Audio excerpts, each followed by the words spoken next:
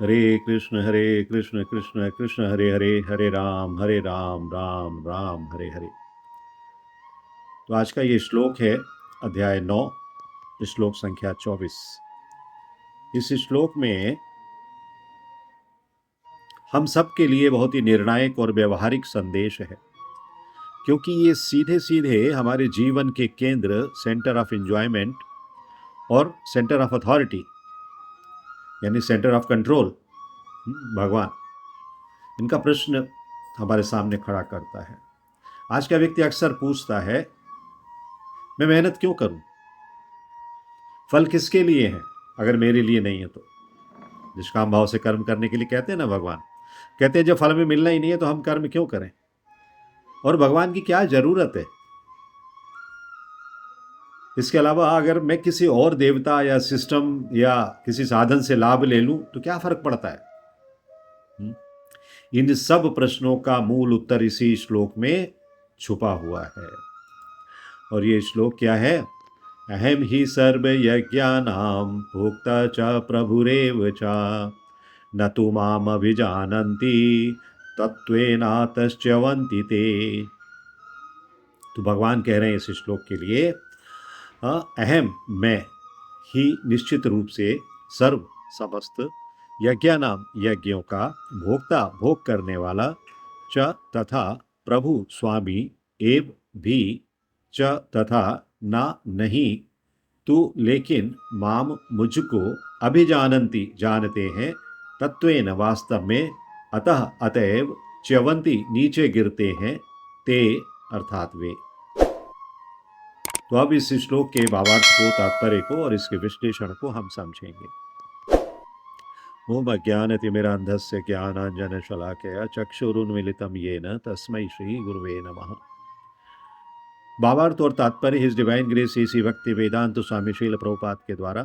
श्रील प्रभुपाद की जय। भावार्थ में कहा गया है कि मैं ही समस्त यज्ञों का एकमात्र भोक्ता तथा स्वामी हूँ। अतः जो लोग मेरे वास्तविक दिव्य स्वभाव को नहीं पहचान पाते वे नीचे गिर जाते हैं। और तात्पर्य में इसी बात को श्रील प्रभुपाद हमें समझाते हैं कि यहाँ ये स्पष्ट कहा गया है कि वैदिक साहित्य में अनेक प्रकार के यज्ञ अनुष्ठानों का आदेश है, किंतु वस्तुतः वे सब भगवान को ही प्रसन्न करने के निमित्त हैं। यज्ञ का अर्थ है विष्णु।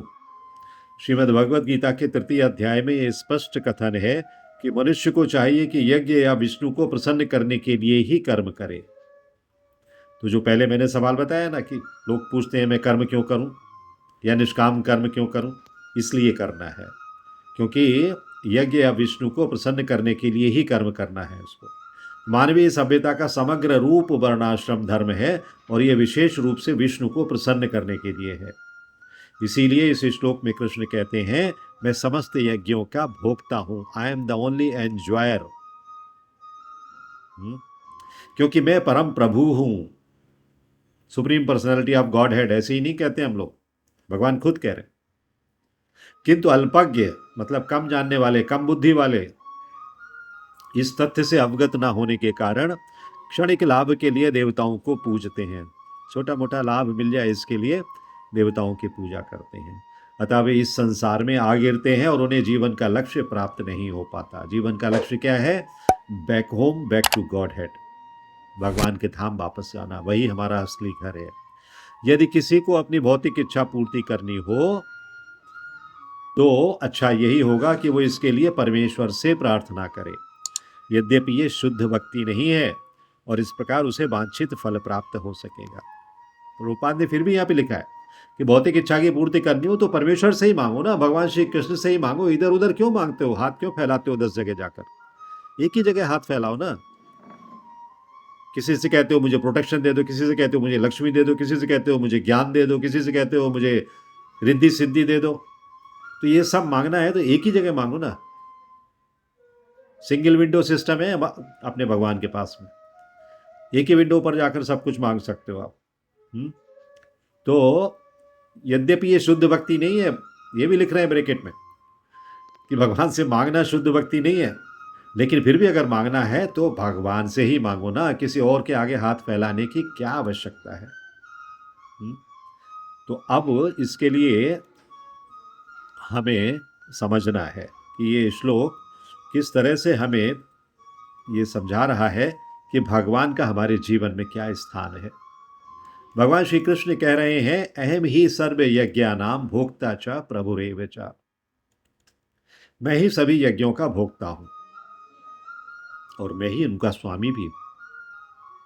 यहां यज्ञ शब्द को केवल अग्निहोत्र या वैदिक कर्मकांड तक सीमित नहीं करना चाहिए। अग्निहोत्र मतलब अग्नि में जो आहुतियां डालते हैं, या एक वैदिक कर्मकांड की तरह से ही नहीं समझना चाहिए। श्रीमद् भगवत गीता में यज्ञ का अर्थ है हर वो कर्म, हर वो प्रयास, हर वो सेक्रीफाइस जो किसी उद्देश्य के लिए किया जाता है, और वो उद्देश्य परम लक्ष्य के पास तक जाना चाहिए।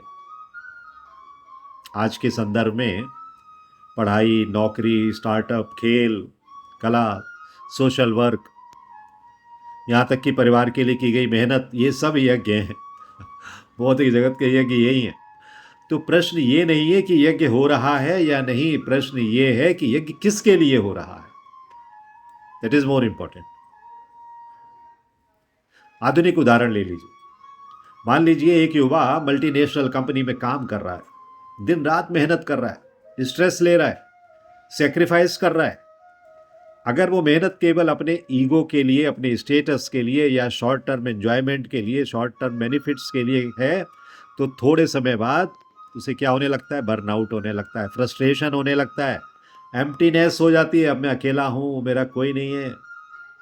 लेकिन अगर वही मेहनत वो ये समझकर करता है कि मैं जो कुछ कर रहा हूँ वो परम सत्य की व्यवस्था का हिस्सा है, मैं इसे ईश्वर को अर्पित कर रहा हूं, मेहनत तो कर रहा है लेकिन ईश्वर के लिए कर रहा है, तो वही कर्म यज्ञ बन जाता है।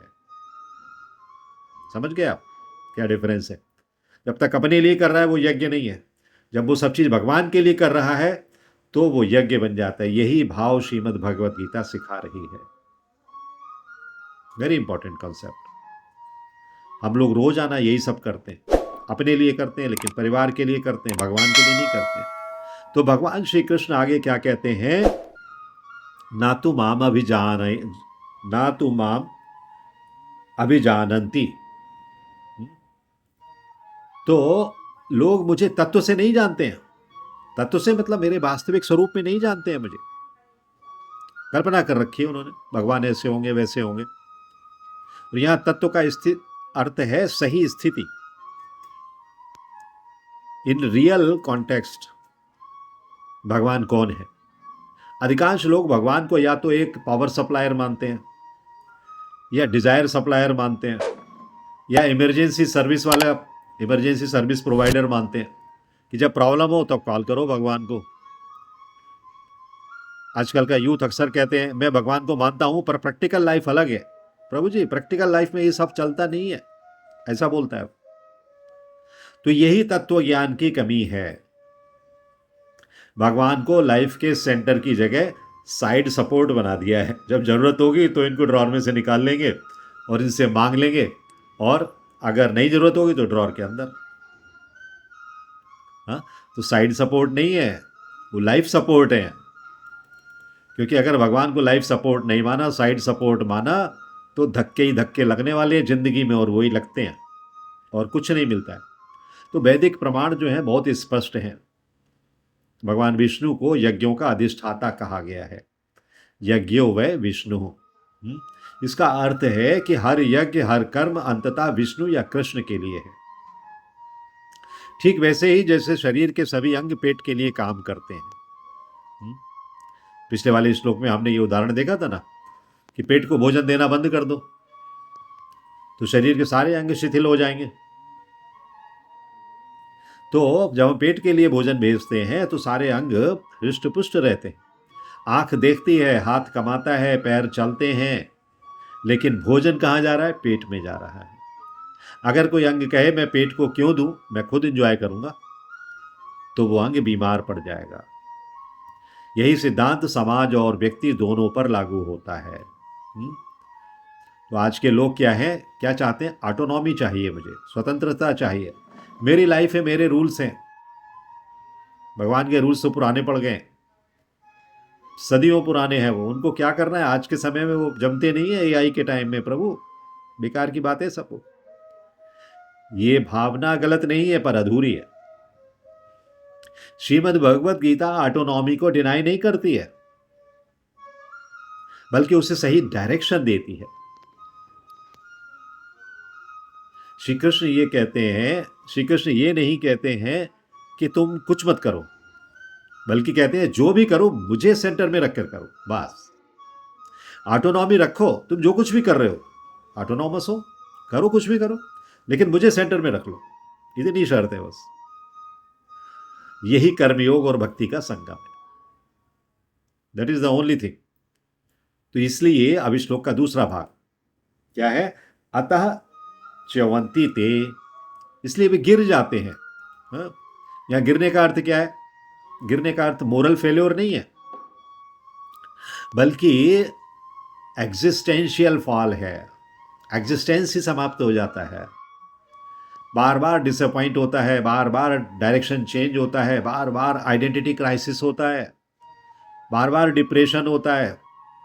तो आजकल के लोग डिप्रेशन में बहुत जाते हैं, एंग्जाइटी में बहुत जाते हैं, कंफ्यूजन में जूझ रहे हैं, क्योंकि उन्होंने एंजॉयमेंट का केंद्र गलत चुन लिया है।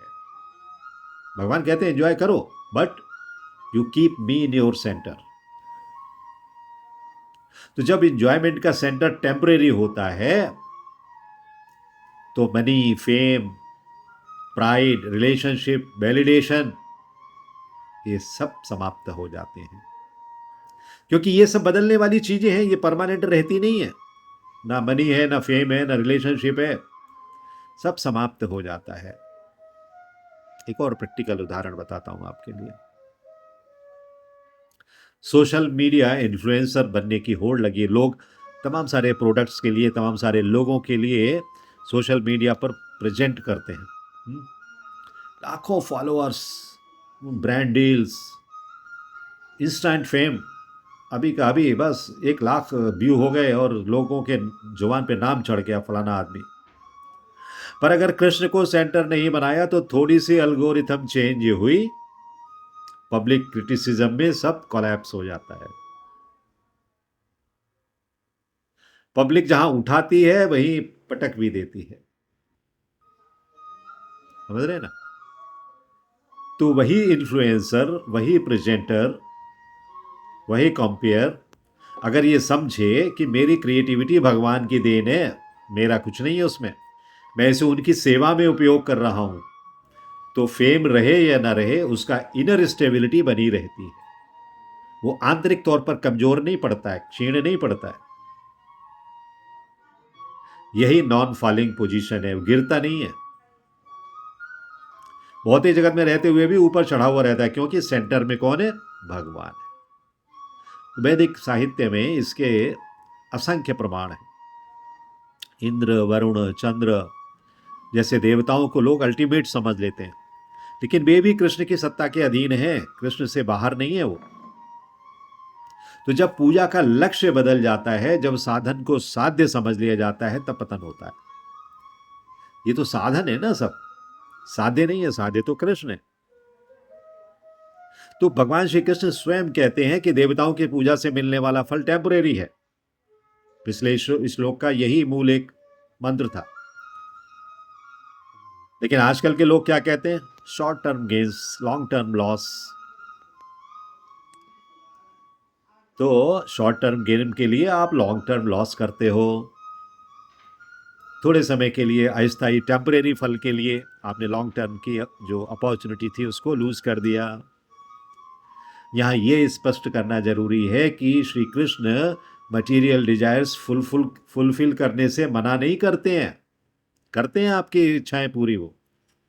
पर पद में कहा भी गया है, अगर किसी को मटेरियल इच्छा है तो भी उसे सीधे भगवान से मांगना चाहिए। अंतिम में था ना, हमने 2 बार पढ़ा उसको।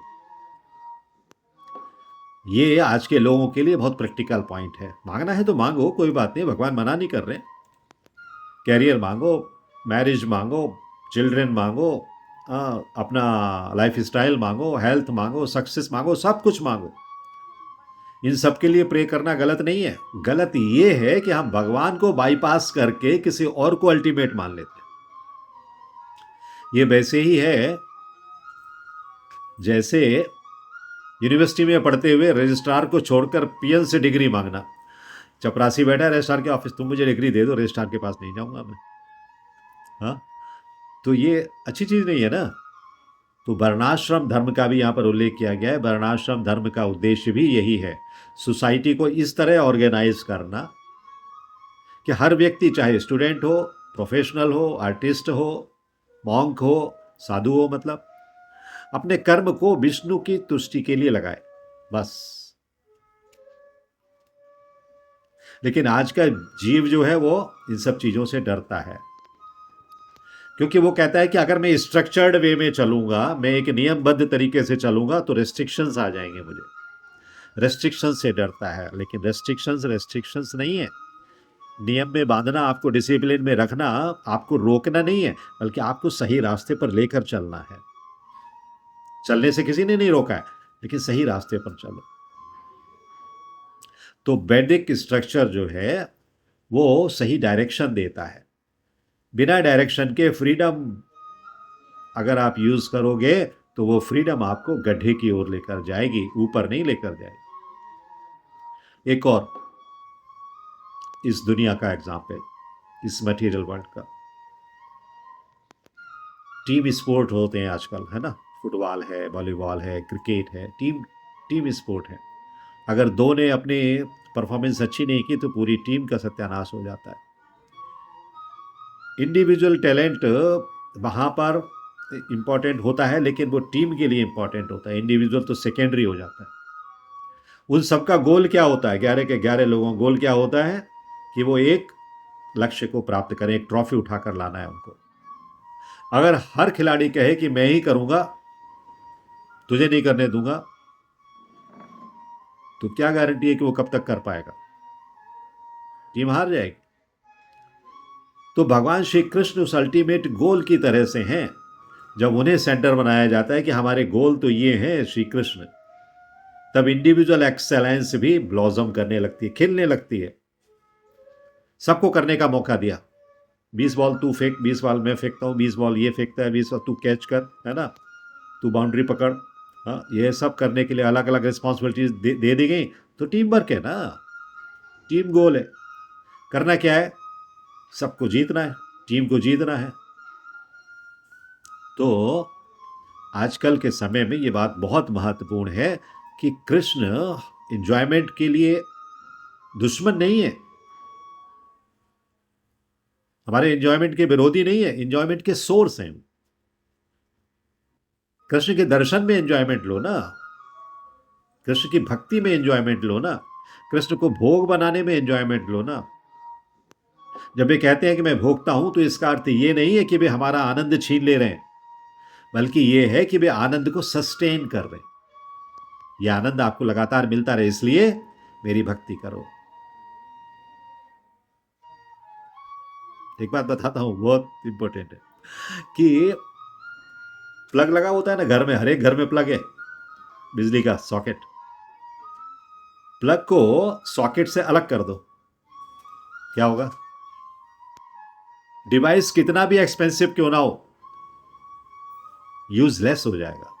मत लगाओ उसमें कि मैं लाऊंगा तो 2 लाख रुपए का सामान, लेकिन सॉकेट में नहीं लगा होगा, तो कहां लगाओगे भाई? कोई सॉकेट में लगा के ही चलेगा, तो वो सॉकेट में तो लगाना ही पड़ेगा ना।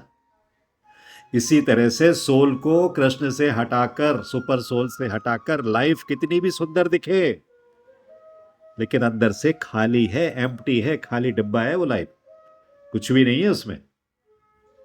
Try to understand this logic. आप 2 लाख रुपए का कोई डिवाइस ले आए हो, टीवी ले आए मान लीजिए, और प्लग में नहीं लगाना है उसे, प्लग में लगाए बिना ये आएगी नहीं, पावर नहीं आएगी। पावर नहीं आएगी तो वो क्या है? कांच का टुकड़ा है। उसी तरह से ये जीवन कांच का टुकड़ा है। यदि उसको प्लग इन नहीं किया कृष्ण के साथ में, तो कृष्ण वो सॉकेट है जहां पर अगर हम जुड़ जाएंगे तो हमारे जीवन के पर्दे पर चमक आने लगेगी। तो ये श्लोक में क्लियर चॉइस है, या तो लाइफ को जैसा जी रहे हो वैसा रखो, अलग अलग सेंटर्स के पीछे भागते रहो, आज ये करना है कल वो करना है, या एक सुप्रीम सेंटर चुन लो और स्टेबिलिटी में आ जाओ। क्योंकि सुप्रीम सेंटर जब आप चुन लेते हो तो आपका केंद्र एक हो जाता है, आपको भागना नहीं है किधर भी, एक ही जगह आप लक्ष्य पर निर्धारित होकर फोकस करके साधना कर सकते हो। तो जो कृष्ण को तत्व से जानता है वो कर्म करते हुए भी बंधता नहीं है, और जो नहीं जानता है वो पूजा करते हुए भी गिर जाता है। यही श्रीमद् भगवत गीता 9.24 का एक रिवॉल्यूशनरी मैसेज है। सेंटर सही हो तो लाइफ सही है, सेंटर गलत हो तो लाइफ बर्बाद है। हा? तो आज हम जिस बिंदु पर अभी डिस्कस कर रहे हैं, लाइफ चेंजिंग है। अब तक हमने क्या समझा कि समस्या कर्म में नहीं है, समस्या केंद्र में है, सेंटर में है।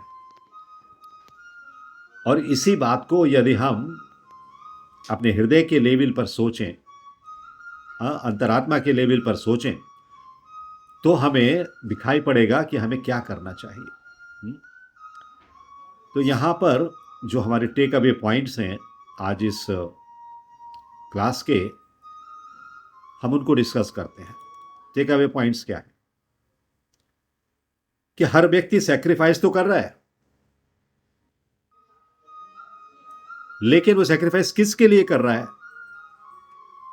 वो उसे पता नहीं, डायरेक्शन लेस है। उसे लगता है वो अपने लिए कर रहा है, लेकिन अपने लिए भी टेम्परेरी है ना, उसमें भी क्या मिलने वाला है, समाप्त हो जाने वाला है।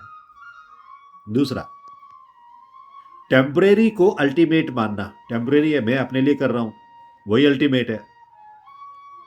तो टेम्परेरी को अल्टीमेट मानना वो सबसे बड़ी बेवकूफी है।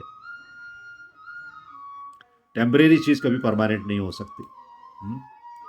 तीसरा, भगवान को साइड सपोर्ट नहीं मानना है, लाइफ सपोर्ट मानना है। जैसे लाइफ सपोर्ट सिस्टम, आप जब बोट में जाते हो ना समंदर में, लाइफ सपोर्ट आपको दी जाती है, जैकेट। तो इस तरह से भगवान आपके लाइफ सपोर्ट हैं, साइड सपोर्ट नहीं है। Keep in mind always. और चौथा, जो एंग्जाइटी होती है ना, वो रिस्पॉन्सिबिलिटी से नहीं आती है। रिस्पॉन्सिबल लोग कभी एंग्जाइटी फुल नहीं होते हैं।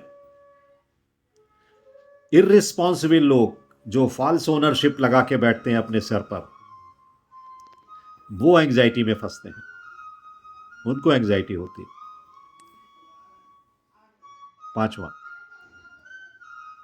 डिवोशन यानी कि भक्ति को यदि आप व्यवसाय बनाओगे, व्यवसाय का मतलब मंदिर में गए, कुछ मांग लिया, हाँ आज 10,000 रुपये चढ़ा रहा हूं भगवान, कल एक टेंडर खुलने वाला है, ध्यान रखना।